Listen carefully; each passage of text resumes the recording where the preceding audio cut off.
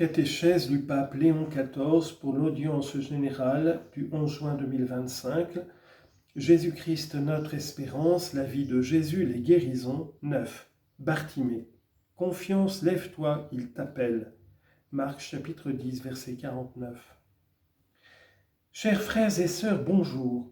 Avec cette catéchèse, je voudrais porter notre regard sur un autre aspect essentiel de la vie de Jésus, à savoir ses guérisons.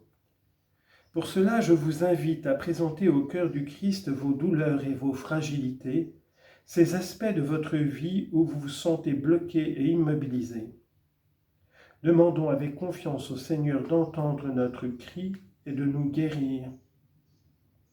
Le personnage qui nous accompagne dans cette réflexion nous aide à comprendre qu'il ne faut jamais abandonner l'espérance, même lorsque nous nous sentons perdus. Il s'agit de Bartimée, un aveugle et mendiant que Jésus rencontra à Jéricho. Le lieu est significatif. Jésus se rend à Jérusalem, mais il commence son voyage, pour ainsi dire, depuis les enfers de Jéricho, ville située en dessous du niveau de la mer. Jésus, en effet, par sa mort, est allé chercher cet Adam qui est tombé et qui représente chacun de nous. Bartimée signifie fils de Timée. Il décrit cet homme à travers une relation. Malgré cela, celui-ci est dramatiquement seul.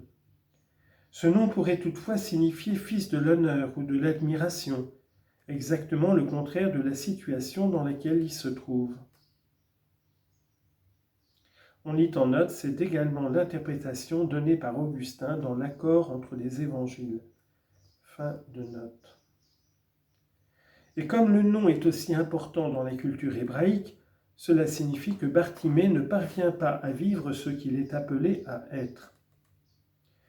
À la différence ensuite du grand mouvement de la foule marchant à la suite de Jésus, Bartimée est immobile. L'évangéliste dit qu'il est assis au bord de la route.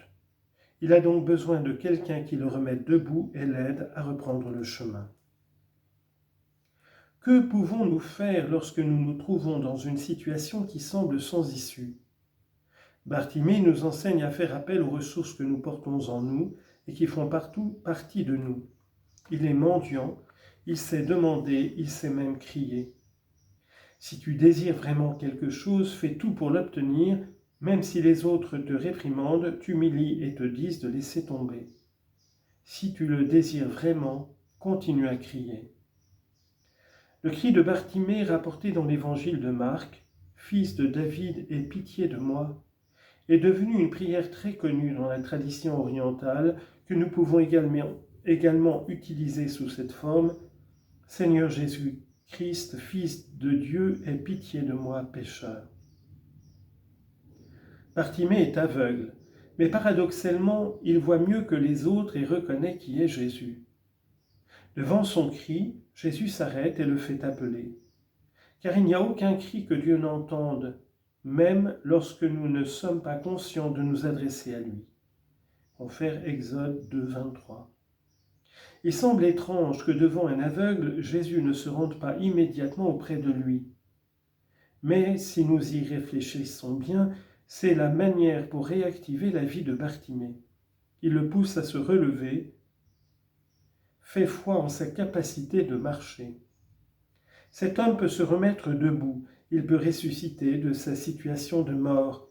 Mais pour cela, il doit accomplir un geste très significatif, il doit jeter son manteau. Pour un mendiant, le manteau est tout.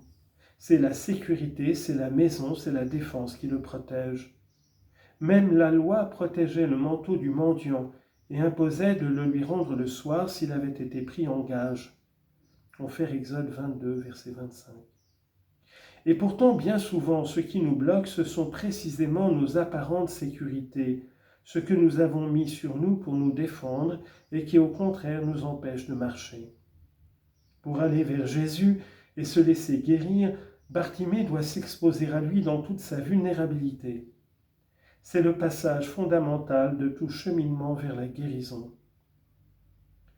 La question que Jésus lui pose semble également étrange. « Que veux-tu que je fasse pour toi ?» Mais en réalité, il n'est pas évident que nous voulions guérir de nos maladies. Parfois, nous préférons rester immobiles pour ne pas assumer nos responsabilités. La réponse de Bartimée est profonde. Il utilise le verbe anablepein, qui peut signifier voir de nouveau, mais que nous pourrions également traduire par lever le regard. En effet, Bartimée ne veut pas seulement recouvrer la vue, il veut aussi retrouver sa dignité. Pour lever le regard, il faut relever la tête. Parfois, les gens sont bloqués parce que la vie les a humiliés et ils ne souhaitent que retrouver leur propre valeur. Ce qui sauve Bartimée et chacun de nous, c'est la foi. Jésus nous guérit pour que nous puissions devenir libres.